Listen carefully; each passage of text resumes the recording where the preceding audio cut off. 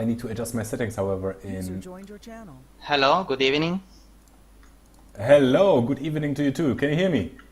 Yeah, I can. Luigi! Yeah, this is my name. Is this your real name? So I will just introduce you because we're already live on stream. Just introduce you. So with me on TeamSpeak currently in the third and last interview for today is SuperGalaxyRumble, who played the finals against Steamroller in his team Solo Zelda and successfully with his team managed to defeat Steamroller, who seemed to be unstoppable. Who did you play last game? I played Blitz. Both games. How did you guys win? In the first game, we were actually a bit worried about the Steamroller because they are really the good player. We bet their team in the last week, but it was not the official one. So we were really happy to face them and play against. The first game was a bit hard. They played really well. I mean, sorry for my bad English. Anyway, no problem. It's perfectly fine. In the first game, in the first part of the first game, they played really well because they did their game, and we was just watching them to understand what we can do against them. But this was an error. This was an error. Yeah, because from start we had to play our game and we didn't accomplish it. So after the first two tower, the bot one and the mid one, we were a bit scared of them, and we played too defensive. When they took the inner tower, the second tier tower in the bot side and the middle side, they put so much pressure against us, and in one moment. What I was, for example, seeing is that actually I was thinking of, because, you know, I had actually Flash previously, before the game actually started, before the final started, he was actually in an interview, and we talked, of course, about you guys too, about Solo Zelda, and he played with you guys, so he knew that you're very strong players. You have a very unique tactic approach to the game right now, with not capturing the drones, which we're going to talk a little bit later about. And therefore, you know, you went into this game, and of course, you know, a team like Steamroller, they won a lot. Everyone knows they're a good team. They are scary to face, definitely, especially for a relatively, well, not new players, but a new team. You know, this is of course scary. Mm-hmm. And the game started, and I was like, yeah, but they're not doing anything different. They're just, you know, they're just now waiting. And then suddenly, you know, there's a game in the middle, which was very surprisingly suddenly starts shifting, and suddenly you are having level advantage actually. Can you explain a little bit better to how did you end up with a level advantage in a game where you were actually behind? I think that the good point on taking the first tier tower for the Steamroller was that they had a lot of pressure for the minions, and this is a problem for us, but if they don't well, essentially what was the scene, they lost, I think there was a fight, I think they lost one significant team fight, and then it started to backwards a little bit, I think. But still, how can you explain to me, because I watched the game, and I'm still a little bit curious, how did you guys, because you lost two tier 2 tower, and I think at this point there were more towers standing for team Steamroller. Suddenly you guys had a level advantage. How did you create this level advantage? How does it work? Because I think it's part of your strategy, right? Yeah. We, even if we lost the first tier tower, the first tier tower, we had still level advantage because we tried to deny the XP from the lane and avoid to fight them. So even if they took our turrets, we had more XP. Okay. And the main thing is that you can always take a tower and take level advantage. So if you are ahead in XP without having towers, you know that in some point of the game you will have a lot more of XP than them. Yeah. So when they took a lot of towers, we already took a lot of XP, and the point of this game is early game, the lane phase, and mid game or end game, the team fight potential. You know, and there are two different kind of composition. The one that prefer to win the early game and take advantage in team fight because of the level advantage, and the one that prioritize on team fights already, even from the mid game. So in our case, we just play defensive, and we just need to kill enemies.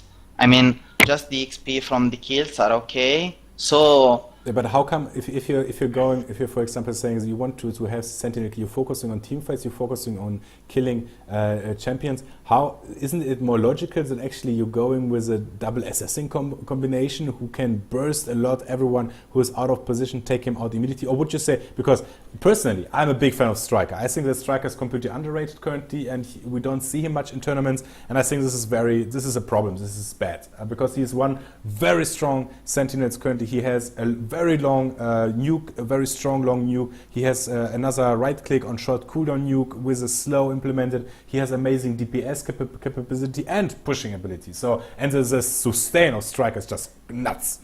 So he's underrated. So, but well, maybe I give it away. He's an awesome hybrid, yeah. So maybe that's why, yeah. Yeah, Striker is a good laner because he has the potential to push the lane, or if needed, he has a decent amount of damage if another teammate come to gank enemy laner. Yep. So the difference maybe between Warhead and the Striker, they both are strong slow laner, but Striker has more kill potential if a teammate come for a gank. Yeah, because it's easier to execute. Yeah, that's right. Yeah. Good. So basically, your strategy was relying on playing, so to recapture our conversation right now, your strategy was relying on playing defensively to focus on the team fight, to give away towers as objectives if it's necessary, and then to find the XP advantage, the level advantage, to go for a team fight which you will win because you have such a big advantage. Can I sum this up like this?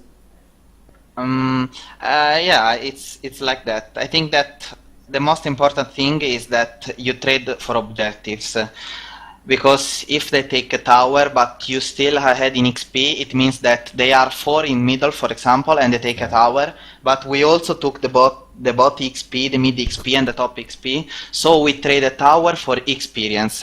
There's always time to take an enemy tower, but there's no time to take XP from lane every time. Yeah, so if you focus more on taking XP, even if you lose a tower, you still same XP. And when you took your tower, if they lost some XP in the early game, you go ahead. Yeah. And then you can count on your team fight, even if your team is not best in team fighting. Yeah. I mean, this is an amazing strategy. I think this is clearly working out. For example, I'm always saying on those streams when I watch certain matches, especially new teams, the mistakes they're doing is that sometimes they're trying to beat you in what you're good at. For example, you have a top lane push, which is very strong. And now, like newer teams or even some experienced teams are doing the mistake that everyone is rushing to top lane. But you know, they travel such a long distance that they're losing so much time. Never compete with your enemy team in the things they're good at.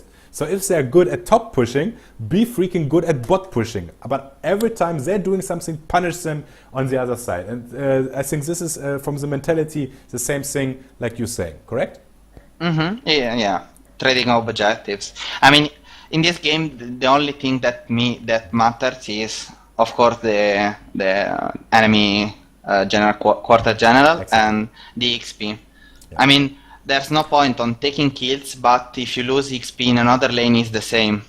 Yeah, a kill doesn't doesn't care a lot in the early game. Yeah, and eventually, you know, that's why we have a team level. Team level is it's like for the whole team, and an advantage for every champion is bigger. Like if you have it for the whole team, is bigger than when you have an advantage for one champion. If you understand. So perfect. That's why we're in other MOBAs we're talking about differences in the whole amount for golds, for example, and in Shards of War, it's a whole amount of experience, which is a critical aspect of the game, and tactics and strategies around it. So I think this is very awesome. I'm not sure. I'm not 100% sure. I think the strategy works very well for you guys. I'm a little bit skeptical if it's the best thing, because I think being defensively and giving objectives. Let me rethink this. So, but just to be clear for people to understand, the strategy never can be to be defensively and giving away objectives for free.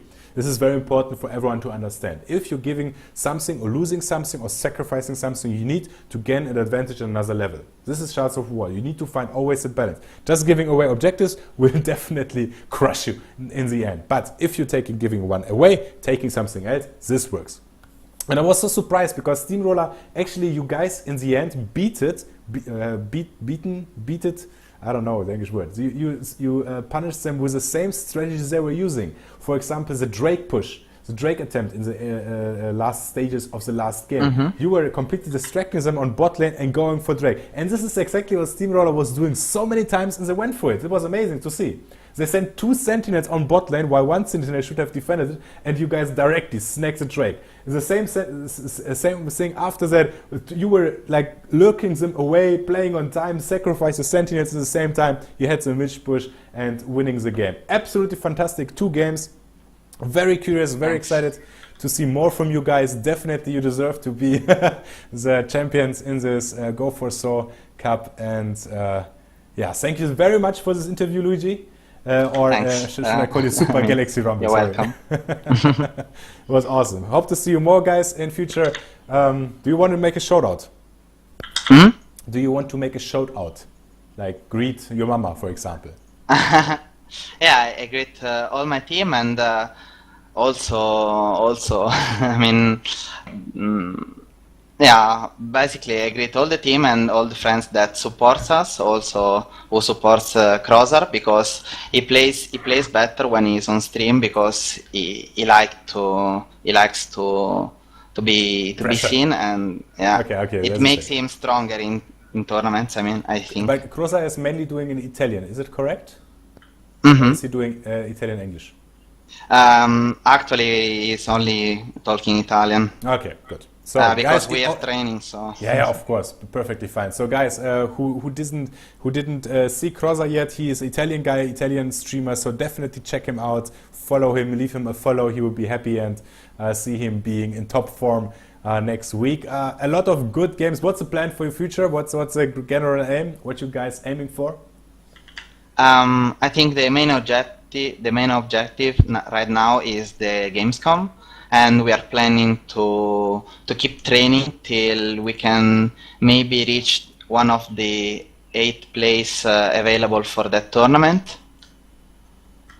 Awesome. So definitely you made the first step. I think people will definitely talk about your team. So enjoy your fame right now, and definitely if you keep training and finding good ideas and playing like that, I'm sure that one of those 8 places is definitely in for you guys. So good luck for that. But of course the other teams won't sleep. Thank you. And I see a lot of people right now being training and super excited, and the next week's going to be very competitive. Good, Luigi. Thank you very much. See you around. Maybe we will play one or 2 rounds again in the near future. And have a wonderful Sunday. Now go celebrate and go crazy with your bros. So see you. Bye. Good evening. You too. Bye. Cause winners are sexy.